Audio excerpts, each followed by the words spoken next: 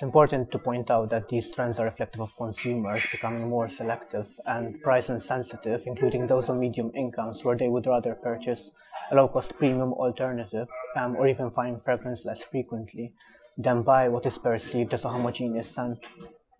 So to start with, in 2015, the first trend is the likelihood that niche fragrances will become more popular, in line with the search for individuality by consumers. Consumers will increasingly look for an olfactive identity and ability to relate emotionally and personally to a fragrance.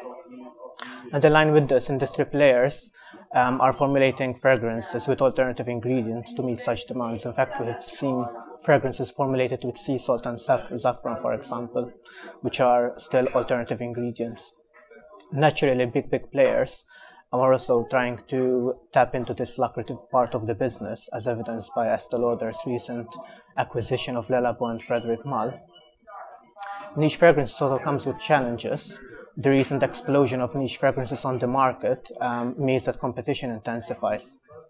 And in order to meet such challenge, fragrance players need to sustain the niche intent and avoid commoditizing the scent to the extent that they would compete on price. So the second trend to highlight is fragrance personalization, what players increasingly allowing consumers to personalize their own bottles. So for example, My Burberry, the recent fragrance launched by Burberry, allows consumers to monogram their own name on the bottle.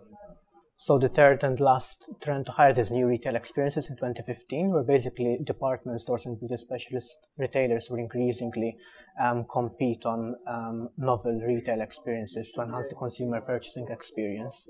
So we've got, for example, New York Saks Fifth Avenue, which opened the fragrance library, permitting consumers to learn about the heritage behind fragrances that make a more informed decision. And finally, curation will become more prevalent, where consumers will be able to make more direct purchases based on a product mix that have been specially selected for having targeted qualities. Chanel and Dior are best examples of them. Their standalone stores in London's Covent Garden house the best product mix that is based on key heritage fragrances, fashionable new items, as well as best-selling ones.